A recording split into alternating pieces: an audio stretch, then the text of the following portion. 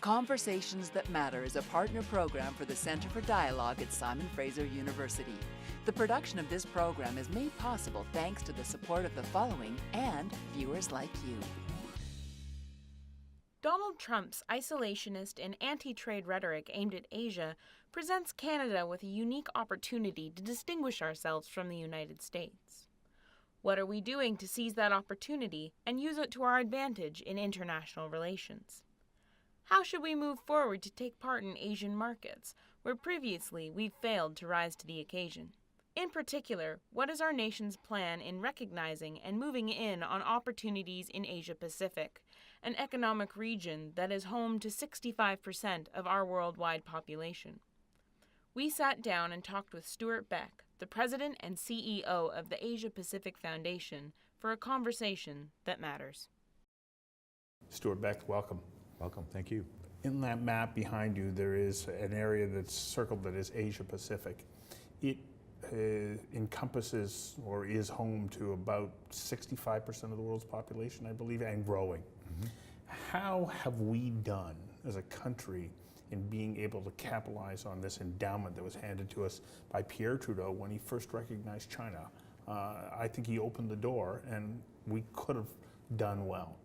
Well, let's face it, we've had a long history in Asia. So mm-hmm. there are companies like Sun Life and Manulife that have had 100 years of history in that part of the world. And of course, we weren't necessarily a country whose foreign policy was run by Canada, and then it was run by the Brits way back when. But we, I think, have missed the boat in many, many ways. And the foundation was established in the mid-'80s to really capture the importance of Asia. And at that time, Asia was Japan. You know, you roll forward, nobody even thought then of what the role China would be playing. Right. And here you are, you know, late 90s, early 2000s, China is beginning to take off. I was in Shanghai at the time of its really enormous growth phase, 10-12% growth per annum. And we didn't really understand that. So working there, trying to convince Canadian companies that, hey, this is where the market will be. We had 1% of the Chinese import market, or 1.4% of the Chinese import market in 1999. Trying to convince people that this is where it would happen. Now we lost my own view is that, you know, we come from a Western Europe, Eastern Europe immigration pattern. We have been living next to the largest market in the world, so we never really needed to think about, or never even really understood Asia to become such a big force in the world as it is today. Mm-hmm. And so we're behind the 8 ball. We're behind Australia. So I said we were 1.4% of the Chinese import market in 1999. 2014, we were 1.39% of the Chinese import market, even though it's become our second largest trading partner. Whereas the Australians in 1999, it was 2.2% of the Chinese import market represented Australia. Now it's 5%. Okay. So what did they do in Australia that we didn't do? Well, I would say maybe 10 years ago, they did a white paper on the importance of Asia. Keep in mind, Asia for Australia is the United States for Canada, so mm-hmm. it's their backyard. They then did this strategy. It was the white paper, was probably about 120 pages long, maybe more, I can't remember exactly. But they resourced it, okay? And when you resource a strategy like that and you build Asia competence in the country, you understand that this is where your bread and butter is going to be. You go out and you negotiate free trade agreements and foreign investment protection agreements. You put in place the instruments that were going to help you engage better from a commercial perspective. And you do it early. And you do it early, and you're seen as, let's face it, both Canada and Australia are resource commodity providers to China during its growth phase, and also to Japan and Korea if you take a look back historically. Mm-hmm. But they understood that they needed to have the right instruments in place. So how many free trade agreements do we have in force in Asia? We have one. One, okay, whereas the Australians have 8 in force, okay? So we had, we were negotiating with the TPP, and of course that's gone by the boards. We're talking now about doing one with China. Initial stages, but something I think is important for us to engage in if we want to capitalize on that opportunity that exists. Again, not just in China, because China is becoming a force in all of Asia. So what we need to make sure we're a part of is that intra-regional trade that's going to be going on. between the So, two. so how do we do that? Because we are not a major player. We're not as close to Asia as Australia is, and we didn't act early. We were too reliant on our North-South relationship with the United States. I take a page from the BC playbook. The BC playbook. The BC playbook. So, I mean, I'm talking from the country's perspective, because, you know, you look back to when Gordon Campbell came into government. It was about the time that we were going through another negotiation on the. Well, it was a little bit later that we were going into another softwood lumber conversation, and I think BC came to the realization that you know, you're on the Pacific. You understand that you know, China, Japan, Korea, particularly, are very important for the province. You had the you know, the problems that existed with softwood lumber. I was in Shanghai at the time, and you know, between the federal government and BC, they put in place a strategy to build an ecosystem to support the sales of softwood lumber into China, basically wood frame construction. And it worked. And it worked because you had to, again, it was a strategy. It was something that you had to resource over a period of time. You realize it's not going to happen overnight because you have to make sure the building codes are in place. People are trained to become carpenters. You have to train the architects on how to use the material. All that is a time-consuming activity, but if you take a look from flash to bang, it was probably about 5 years. And now take a look at where China is in terms of an export market for BC softwood. I felt the same way when I was in India. Again, similar type of construction patterns, concrete, cement.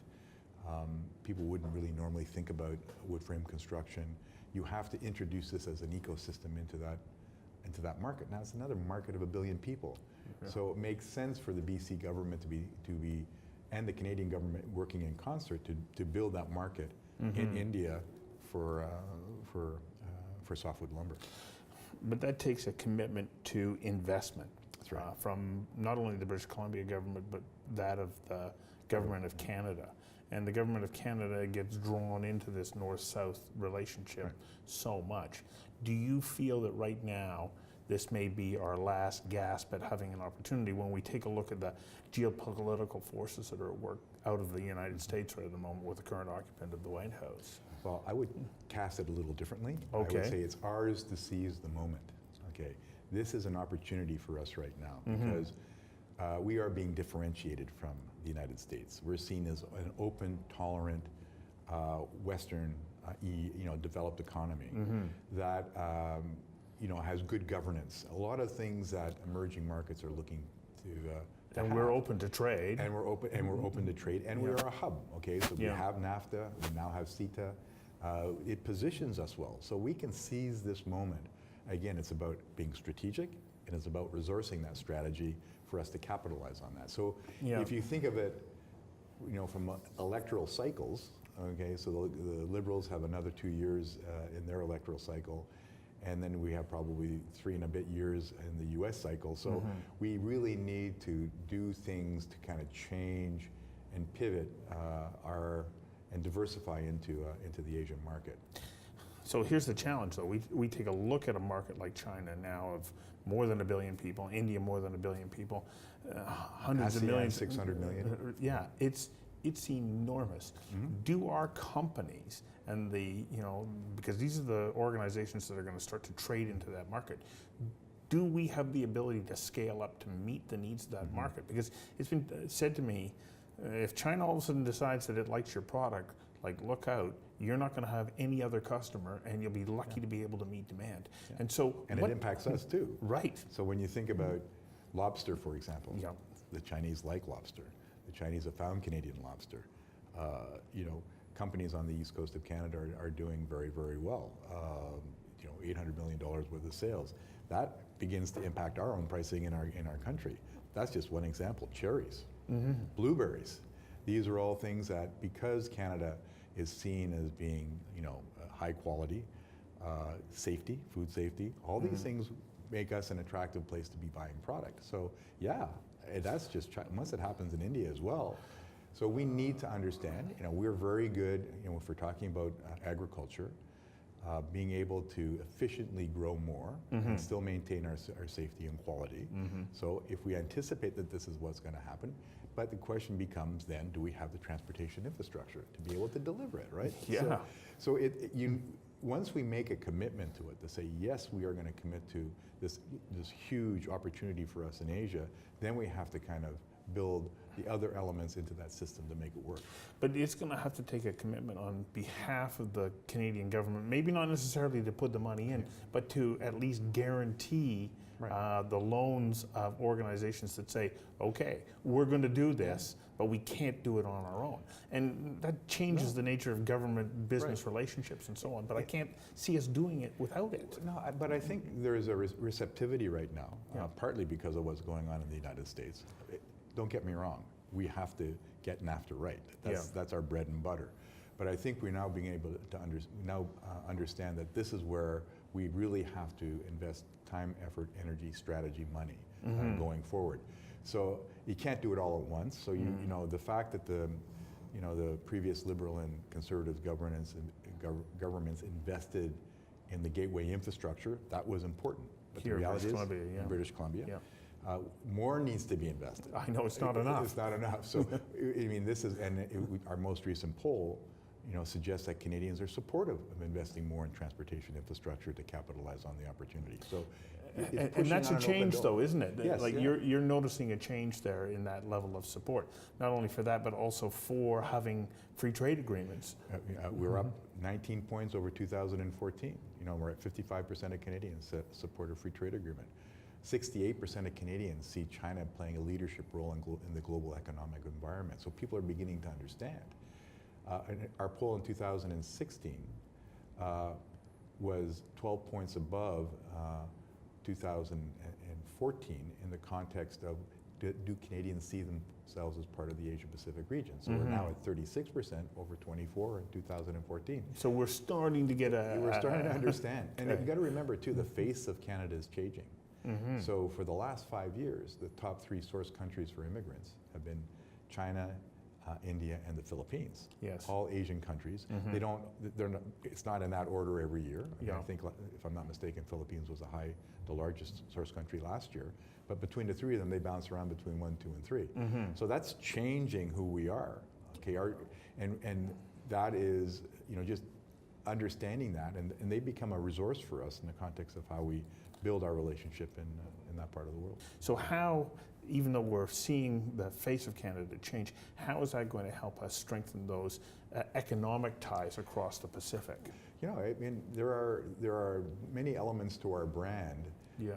And the fact that we do have the diaspora, I would say 60 to 70% of the time it works in our favor. It doesn't always work in our favor, but it's an important element. So you pointed out the fact that back in the 1980s, when the Asia Pacific Foundation was first founded, when we thought of Asia, we thought of Japan. Well, Japan almost has had to step aside because predominant in our thinking is China.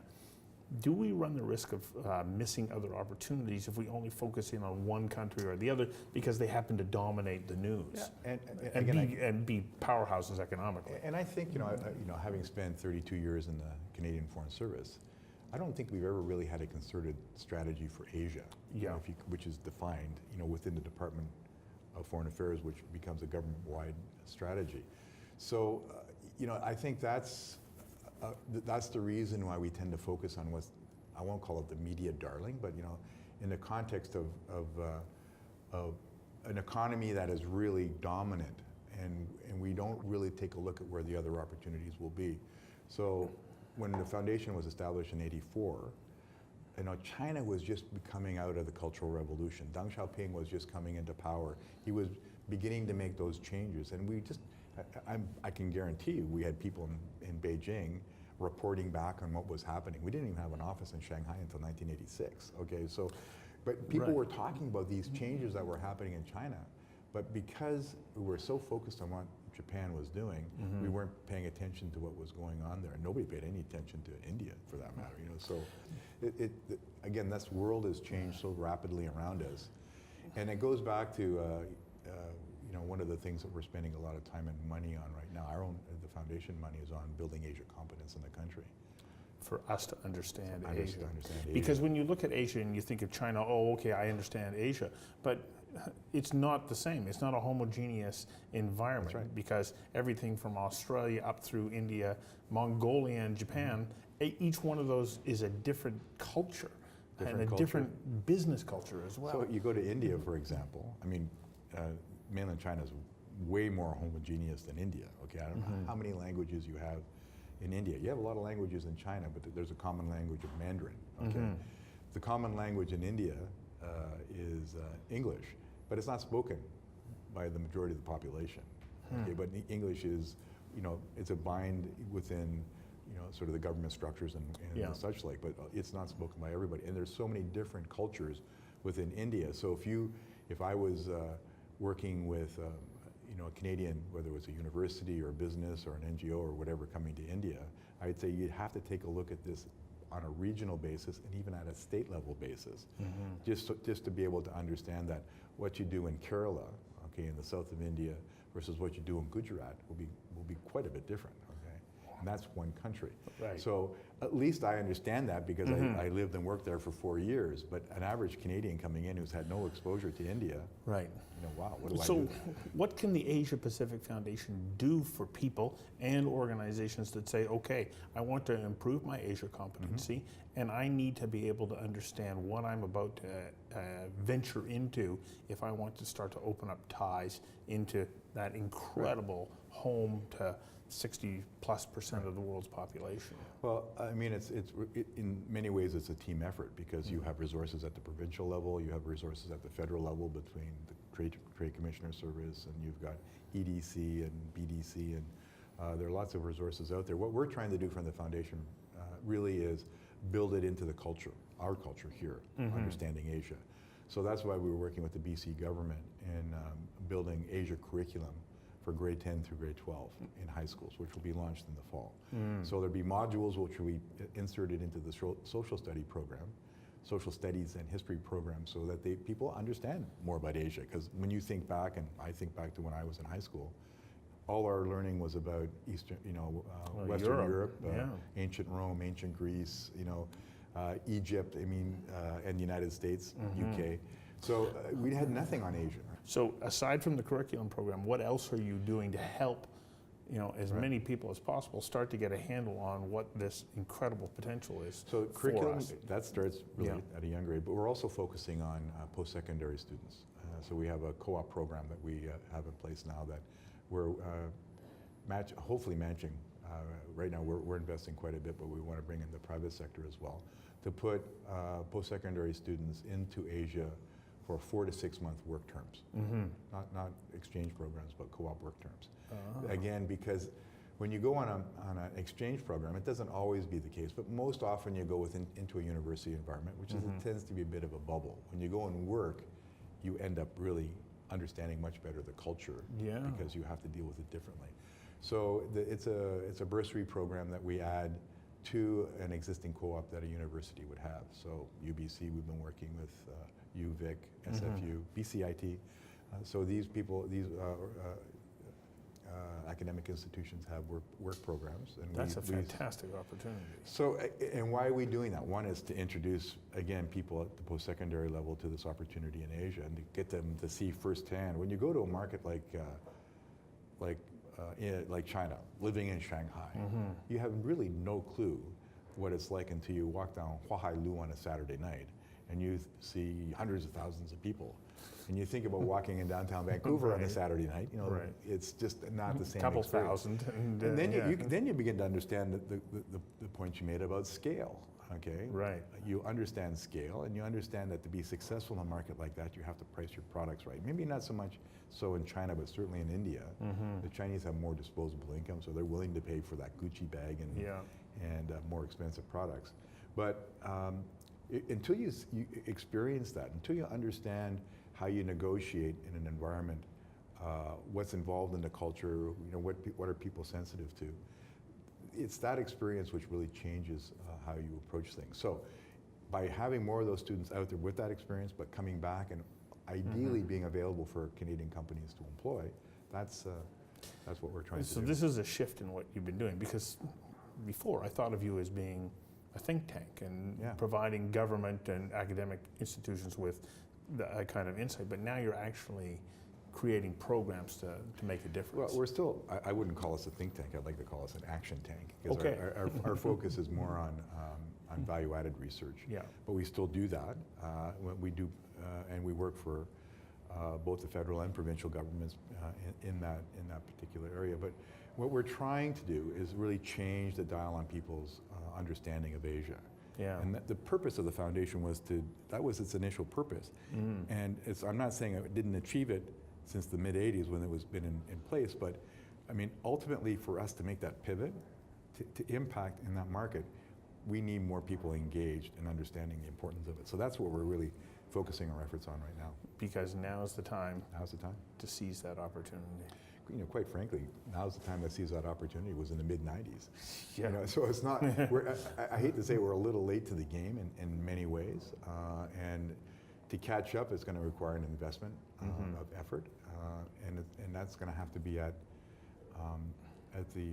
in some ways, all three levels of government. Certainly the federal government needs to take leadership, and then the other governments need to resource it. Yeah. And again, I look at BC, and it's not because we're based here, but you take a look at the numbers will tell you. So what percentage of exports from British Columbia now go to Asia versus what percentage of the exports from Ontario go to Asia? It's because partly it's here, but also partly they've created the strategies and they've resourced those strategies. And you see it when it comes to, you know, at the municipal level as well. We're here, but we see what the work that the Vancouver Economic Commission does, Advantage BC, the organizations that are here that really add to the process, HQ Vancouver, they're all focused on being able to generate that type of interaction and engagement with Asia. It tends to be focused on China, which is a little bit worrisome to me. I know the BC government is setting up offices in other markets in Asia, which is important. But you know, and that's, you know, keeping that in mind. Can't take your eye off the ball, but there are other things, other countries out there that can really be great partners. Well, any momentum that we've started to gather, we have to keep moving That's forward. right. Thanks for doing this. Thank you. Appreciate it. Absolutely. Yeah.